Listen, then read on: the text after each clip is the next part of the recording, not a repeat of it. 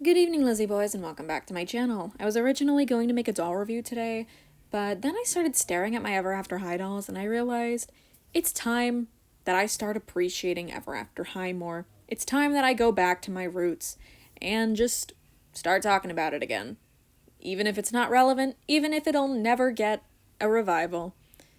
Oh god, it's so sad to think about because I loved Ever After High so much, and I still do.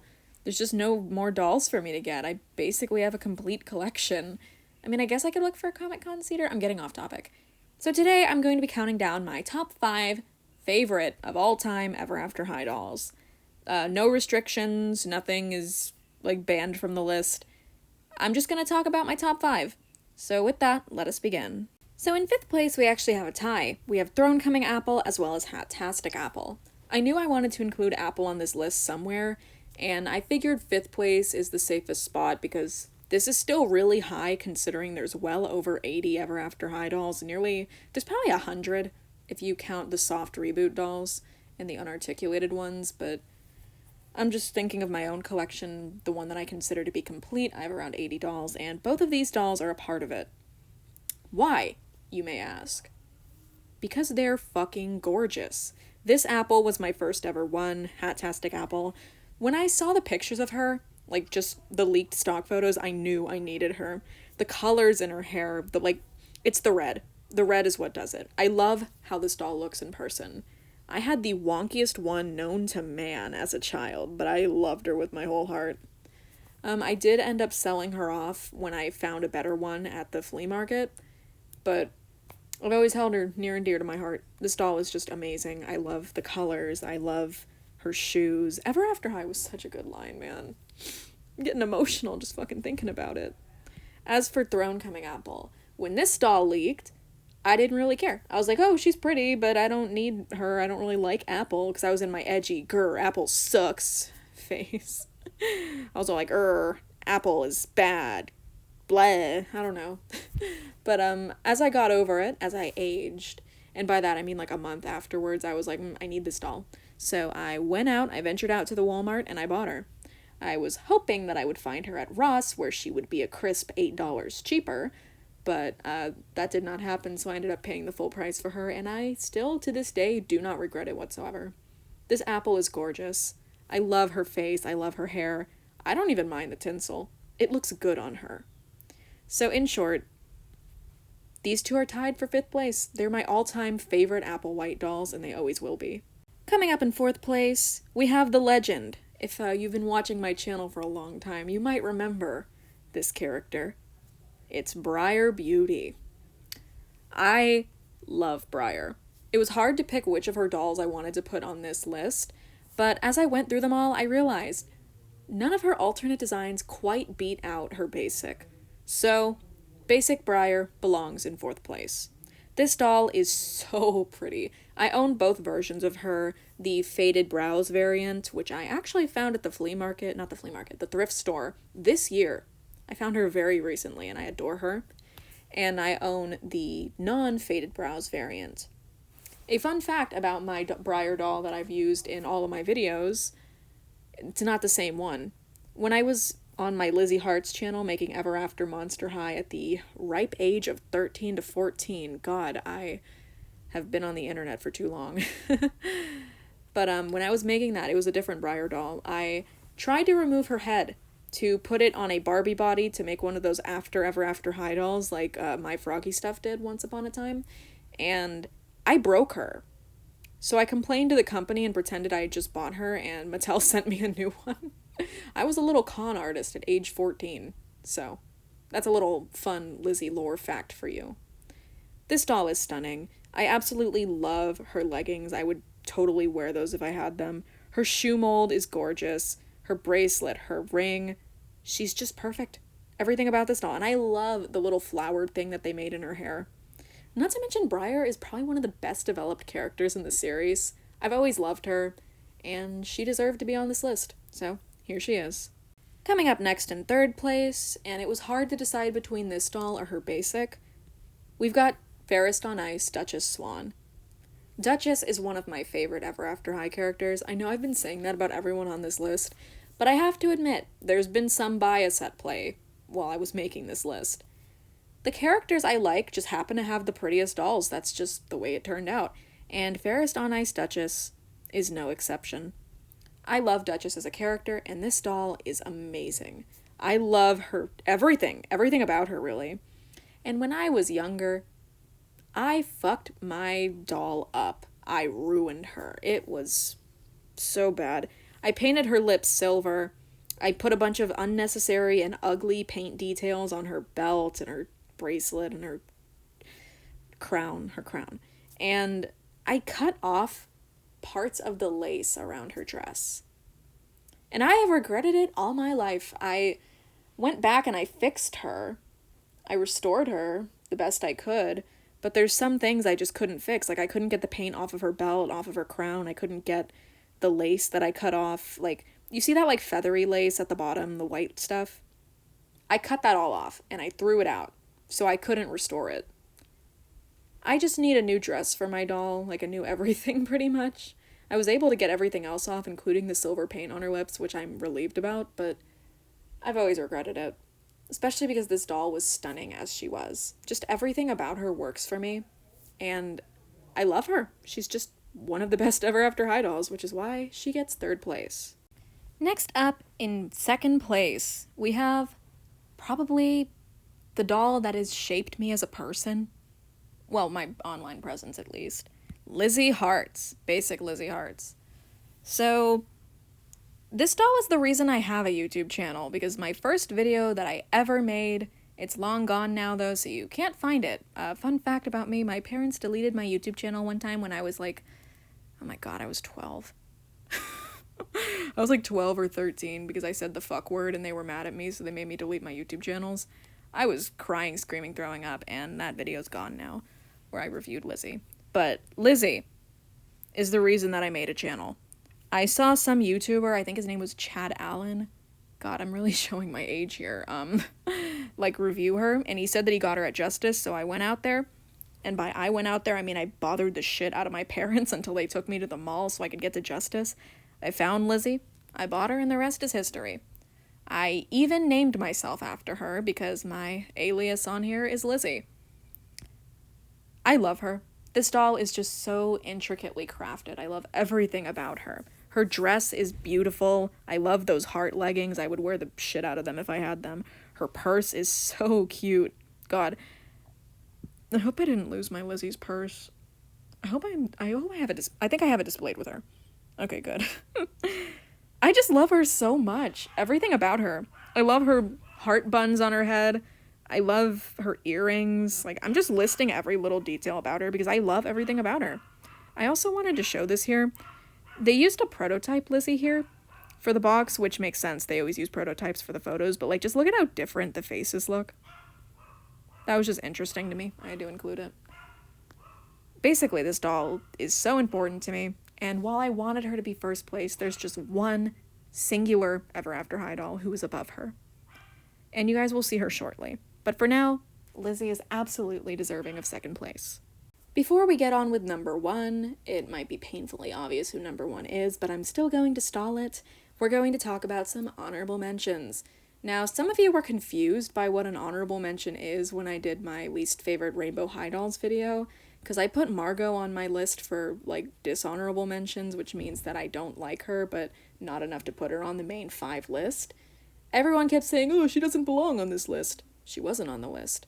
The honorable mentions and the top 5 list do not combine. They're not the same. I just include these so you know other things that I like or dislike. So that's what these are. Okay, now that we're clear, let us get on with it. My first honorable mentions are the rest of the Fairest on Ice line. It was kind of difficult to narrow it down between Ashlyn and Duchess specifically. I like Poppy, but she's not my favorite. I think what would have really improved this Poppy would have been if she had had short hair still. I like that they played around with it and gave her longer hair. It's very interesting because, you know, she is a daughter of Rapunzel, so seeing her with short hair, it was always like, oh, that's interesting. And, you know, the reason she cuts her hair is because she's a twin, and Holly is the older one, wink wink, nudge nudge. Holy shit, why are my dogs barking? It's so loud in my house, but this is the only time I have to film. Anyway, yeah, this line is gorgeous. I like all three of them, but Duchess just kind of won out over the other two because I like Duchess more as a character. I was never big on Ashwin's canon characterization. She was just kind of boring in my opinion, but maybe I have to rewatch the show. Like maybe I'm misremembering something. As for Poppy, once again it just kind of comes down to the doll didn't really feel like Poppy, and she had the least interesting accessories of the three, so that's why I picked Duchess. Oh, and also Basic Duchess is here, because Basic Duchess is gorgeous. But unfortunately, she was made after Lizzie, which means that budget cuts started to kick in around now. Show Duchess and Doll Duchess look nothing alike. I don't have a picture, but you can look up how Duchess looked in the show. Duchess Swan. Very different. She had white leggings in the show, she had a big hair bump in the show. She kind of even had, like, shorter bangs. Like, a little, like... She had bangs in the show. They didn't, like, cover her whole forehead, but she had, like, a little bang. Her headpiece had, like, pearls on it, which they did mold on but didn't paint. Her dress looked a lot different, too. Like, that big corset she's got on was much smaller in the show. No idea why they made it so big on the doll. So it's just a bunch of small things, basically. But that's why she's in this section, and I put the Duchess in the... Holy fuck, I can't concentrate. My god. As I was saying before, I just totally lost my train of thought. Basically, Basic Duchess and this Duchess, like... This one had the potential to be really good, but they did skimp out on a lot of the details that make her look so good in the show. She's still a gorgeous doll regardless, but if she had had those details, she would have definitely been on my list over Fairest on Ice. So, that's my reasoning. Our next honorable mentions are two others who didn't make the list over another doll that did. And basically, Apple is the throne-coming doll I chose to include on the list because I like her a lot more than the other three in this line. And that's not to say that the other three are bad. I absolutely adore Blondie and Raven. Cupid looks amazing as well. I adore Cupid. I don't know why I implied that I didn't. But all three of these dolls that didn't make the list are stunning. If you're wondering why Briar isn't on here, it's because Briar didn't get a very deluxe doll in this line. She was included in a playset, which kind of, I guess that took most of the budget because her dress is kind of short. It's cute, it's still a good design, but I just don't think she measures up to the rest of the line. But, yeah, there's also this Briar who I considered putting on the list. Spring Unsprung is a gorgeous line, and I would have liked to include this Briar, but I just feel like it doesn't beat out her basic design, which is why I've put her in this section instead. All of these dolls are amazing. The Ever After High movie lines were always so good, and these dolls really illustrate that well. So, I think they belong in this section. Next up, we have three more dolls that I just didn't include because they didn't fit anywhere onto the list.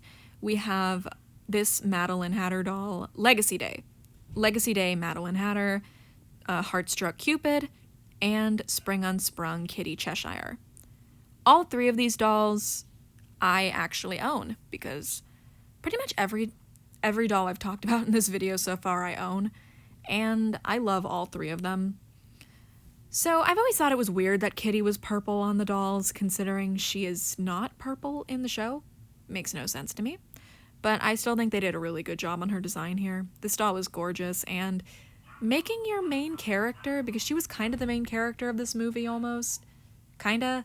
Yeah, kinda. Making her a Walmart exclusive and thus harder to get is kind of a weird move. I don't know why I'm mentioning that. I just wouldn't have a chance to bring it up otherwise, I guess. But this doll is still stunning. I ended up not getting her when she was new in stores, and I thrifted her at a thrift store a couple years afterwards. So that was fun. As for Heartstruck Cupid, same deal. This doll is stunning, and they gave her a nice episode to go with it. Never bought her when she was in stores, though. My mom did, but it was one that she wanted to keep in the box, so in the box she stayed. I then thrifted her a couple years later. As for this Maddie, I love her. This is one of the best Legacy Day dolls, and Legacy Day Cerise is really good too. I wanted to put her in this section as well, but you'll see why she's not shortly. And this is probably my favorite Legacy Day doll. I like even over Cerise. I love her. I got her for my birthday a couple years ago, and I kept her in the box because I loved her in the box. I really like the packaging. Ever After High packaging is so good. So, yeah, 3 more honorable mentions. And on to our last batch, we have Jillian Beanstalk and Justine Dancer. 2 dolls whose designs I honestly really love, but if they had been released earlier, they would have had more detail, which I feel like would have improved them tenfold. If you're wondering why I chose such a weird picture for Justine, it's because her other stock photo was like extremely whitewashed for some reason. Like, it's nowhere near as dark as her doll is, and this is the only stock photo she has that is the correct skin tone, so I just picked it, even though it doesn't look very good. So, my main gripe with Jillian is just that she looks nothing like she does in the show. This expression doesn't match her at all, and I don't really like it. This was during their, like, kind of soft reboot era where they were giving all the characters smiling face molds and it didn't look very good. And that basically led to the death of the brand forever and ever.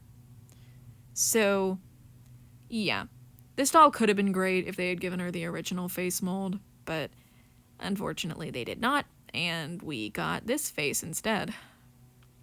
Remember when I used to call her Jillian Septic Eye? I was extremely unfunny, and I still am. Here is Justine, and my only complaints about her is that her dress just should have been more detailed than it is. She's honestly a really great design, and I definitely would have put her on the list if she had just been more detailed, pretty much. I don't know, she looks simplistic in a good way, to the point where, like, I don't know, what am I even complaining about? I love this design. I think I just wanted to put her in the list, but I didn't have space for her with all my other favorites, so I'm just putting her here. Either way, though, if she had been released during the first wave of Ever After High, can you imagine how detailed her design would have been? Like, seriously, the potential is driving me insane. So, with that, let us move on to number 1. So, we've seen my 5th place, my 4th place, 3rd place, and 2nd place. Now I'm sure you're thinking to yourself, what could 1st place possibly be? And if you're a longtime Ever After High fan who remembers everything, I think you already know who it is. Comic-Con exclusive 2014 Cerise Wolf. This doll is literally in a league of her own. I don't think any Monster High release could ever compare to this one. And I did specifically say Monster High, because people always praise Monster High as being the best doll line that Mattel has ever put out. And you know what? Fair. I love Monster High too. But Ever After High had so much potential too, and they never got to shine. Except for when they dropped this doll. Cerise Wolf is absolutely incredible. She's probably the most expensive Ever After High doll there is. It could be first San Diego Comic-Con exclusive pricing, because, you know, black and white Frankie's really expensive. But I think it's also just due to how gorgeously designed this doll is. Every single detail of her... What the fuck? Why did I just choke on nothing? The demons are trying to silence me. Worry not, I will go on. Every detail of this doll is so intricately designed. From the wolf hood that she wears to the white hair instead of the brown hair that she usually has. Are you kidding me? That is insane. And it's just like, Cerise was such a good character, honestly.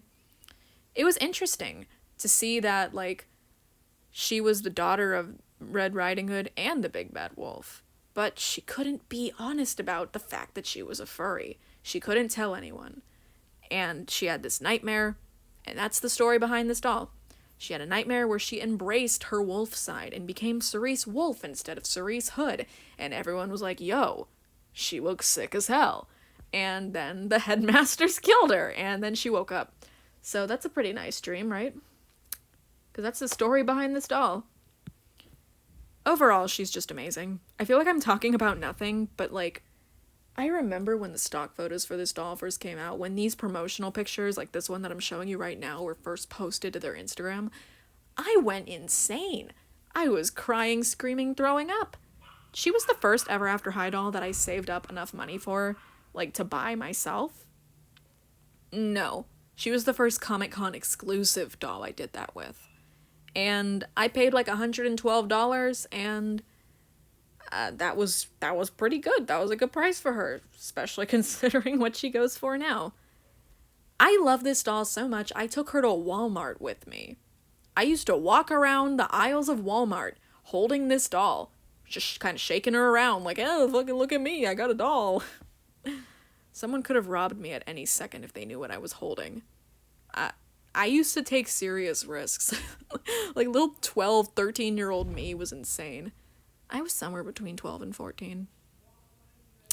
So yeah, Cerise Wolf, the greatest ever after high doll of all time.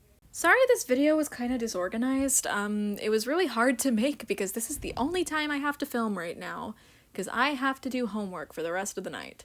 So, thank you guys so much for watching. If you'd like me to see a top 5 worst ever after high dolls video, just let me know and I will make it. If you'd like to see more ever after high content from me in general, let me know, because I love ever after high. I really want to start talking about it again. So yeah, thank you guys so much for watching, and as always, I hope to see you in my next video. Bye!